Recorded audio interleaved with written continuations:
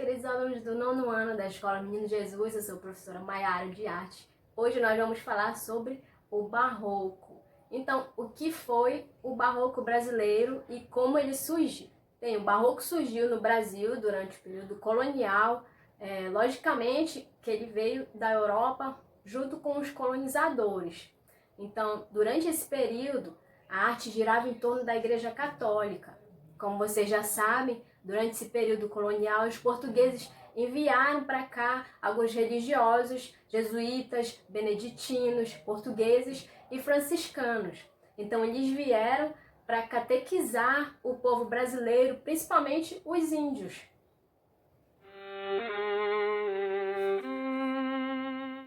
E a maioria desses religiosos, eles tinham um conhecimento artístico de pintura, escultura, arquitetura. E eles foram os primeiros professores de arte que surgiram aqui no Brasil.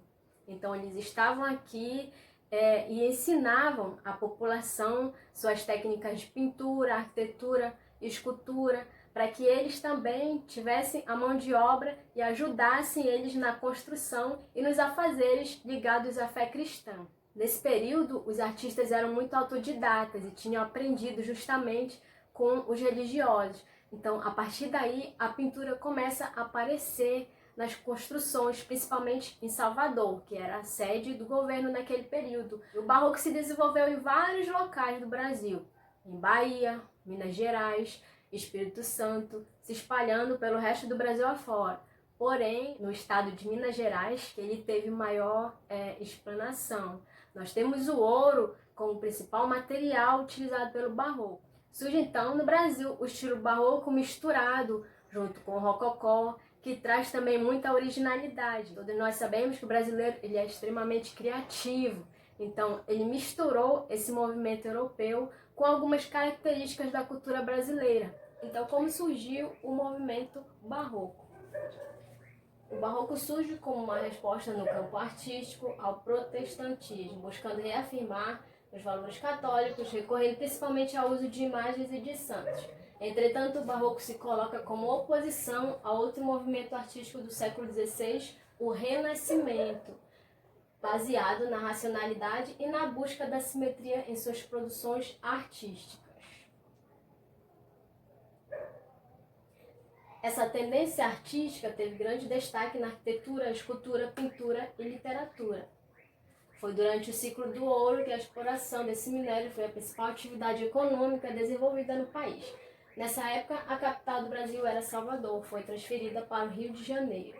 Diante disso, o número de habitantes no Brasil aumentou consideravelmente e propiciou uma época de forte desenvolvimento econômico no país. Principais características: conceptismo e ocultismo, jogo de ideias e palavras, expressões da poesia barroca apresentam um imaginário bucólico sempre povoado de pastoras ninfas. A união do religioso e do profano, a arte rebuscada, detalhista e exagerada, a valorização da estética, figuras de linguagem na literatura, obscuridade, cultismo, como já foi dito, jogo de palavras, o conceptismo, o jogo de ideias na literatura, a valorização do contraste na pintura e as formas curvilíneas. O primeiro destaque dos principais artistas é Aleijadinho, Antônio Francisco Lisboa, na escultura. Depois vem Gregório de Matos Guerra com a poesia, Bento Teixeira com a poesia também, tem o Padre Antônio Vieira com a prosa, Mestre Ataíde na pintura e na decoração, Mestre Valentim na escultura e na arquitetura, Eusébio de Matos e Guerra na pintura, Manuel de Jesus Pinto na pintura, José Teófilo de Jesus na pintura e o Augustinho de Jesus na escultura. Agora nós vamos ver Gregório de Matos Guerra, que foi um destaque na literatura com a sua poesia. Então, quem foi Gregório de Matos Guerra? Ele nasceu de família rica, mas há dúvidas quanto à data de seu nascimento, 1623 ou 1633. Estudou no Colégio dos Jesuítas, em Salvador, em Coimbra, em Portugal, onde morou por muitos anos, trabalhando na magistratura. Desprestigiado na corte, voltou ao Brasil em 1681. foi um dos maiores poetas brasileiros do período barroco. Além de poeta, Gregório foi advogado durante o período colonial. Então, Gregório de Matos era muito conhecido como o Boca de um Inferno. Por que ele tinha esse apelido? Gregório de Matos era amplamente conhecido por suas críticas à situação econômica da Bahia e suas críticas à igreja e à religiosidade presente naquele momento. Essa atitude de subversão por meio das palavras rendeu-lhe o apelido de o Boca de Inferno, por satirizar os seus desafetos. Então, ele tinha esse apelido porque nas suas poesias sempre ele estava satirizando, criticando ou a igreja ou a sociedade baiana daquele período. As suas principais temáticas eram a religiosa, satírica e amorosa. Então agora nós vamos falar do Padre Antônio Vieira, que também foi um grande destaque na prosa. Padre Antônio Vieira nasceu em Lisboa em 1608 e morreu na Bahia em 1697. Com 7 anos de idade veio para o Brasil e entrou para a Companhia de Jesus. Responsável pelo desenvolvimento da prosa no período do Barroco, Padre Antônio Vieira é conhecido por seus sermões polêmicos em que critica, entre outras coisas, o despotismo dos colonos portugueses, a influência negativa que o protestantismo exercia na colônia, os pregadores que não cumpriam com seu ofício de catequizar e evangelizar, que eram seus adversários católicos, e a própria Inquisição.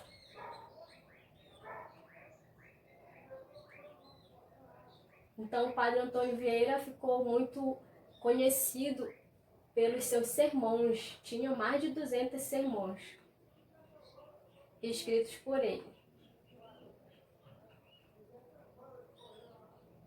Aqui nós temos os principais sermões dele, né? Ele escreveu cerca de 200 sermões com estilo conceptista, isto é, que privilegia a retórica e o encadeamento lógico de conceitos.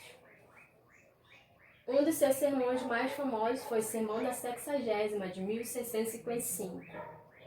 Nós temos também aqui Sermão dos Peixes, 1654, Sermão pelo Bom Sucesso das Armas de Portugal contra a de Holanda, de 1640, o Sermão dos Bons Anos, de 1642, e Sermão do Mandato.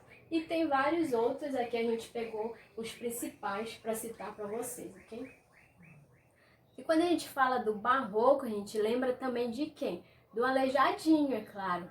Então, o Antônio Francisco Lisboa, o Aleijadinho, ele nasceu em Vila Rica, atual cidade de Ouro Preto.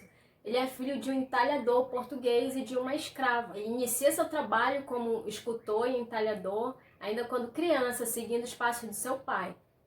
E aos 40 anos, ele contrai uma doença que progressivamente retira todos os movimentos das pernas e mãos, perdendo também a sua visão. E nos anos entre 1796 e 1799, ele realiza o conjunto do Santuário do Bom Jesus de Matozinhos, em Congonhas, Minas Gerais, com 66 imagens esculpidas em madeira e os 12 majestosos profetas em pedra-sabão. Existem duas teorias da conspiração sobre a vida do Aleijadinho. A primeira teoria diz que ele nunca existiu, que eram várias pessoas que esculpiam essas esculturas. E a segunda afirma que sim, que ele existiu e, inclusive, existem alguns escritores que narravam a vida dele e descreveram esse artista. E descreveram ele como sendo uma pessoa feia. E essa característica dele, até mesmo por ter sua deformação, por sua doença que ele passou para suas esculturas, principalmente as características das esculturas do Aleijadinho é de serem feias. Característica grotesca, com feições grotescas. Além disso, ele se baseava também no rosto de pessoas que realmente existiam naquela região. Por exemplo, as pessoas que iam naquela igreja e falavam assim: nossa, mas esse menino Jesus se parece muito com meu filho. Não parece? Não parece. Ele foi inspirado no rosto daquela pessoa porque morava ali, naquela região. Então, o Aleijadinho se apropriava dos rostos que ele conhecia e colocava nas suas esculturas. Dizem por aí que provavelmente um dos profetas tem o rosto do Tiradentes. Não se sabe ao certo se isso é verdade ou se não procede esse fato. No início do vídeo eu havia dito que o ouro ele foi muito importante para o barroco no Brasil. Por isso que ele se desenvolveu mais no estado de Minas Gerais. Os artistas desse movimento eles começaram a usar essa matéria-prima e colocaram o ouro tanto em pó como o ouro em folha em algumas esculturas, em algumas pinturas que eles faziam na igreja.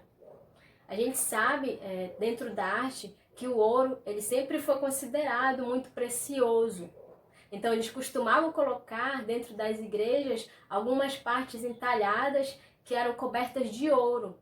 Tanto que muitas dessas igrejas foram saqueadas por muito tempo, porque as pessoas entravam e roubavam realmente esse ouro. Então por isso que hoje existe uma grande proteção em torno dessa grande riqueza, que é o próprio movimento do barroco no Brasil. Então por isso que principalmente as igrejas de Minas Gerais, elas foram tombadas como patrimônio histórico brasileiro. Elas são protegidas como algo que faz parte da nossa cultura, da nossa história. Uma coisa bem interessante o ouro ele foi mandado nesse período para a Europa, principalmente para Portugal de forma ilegal. É um fato muito interessante. Os santos que eram mandados para lá, eles eram muitas vezes cavados por dentro. Eles deixavam a escultura oca e colocavam esse ouro dentro dos santos e mandavam o ouro para a Europa sem pagar nenhum imposto. Então a expressão Santinho do Pau Oco surgiu desse período aí. Nós vamos ver agora um vídeo onde mostra toda a beleza dessa obra mais famosa do barroco brasileiro, Os 12 Profetas de Aleijadinho.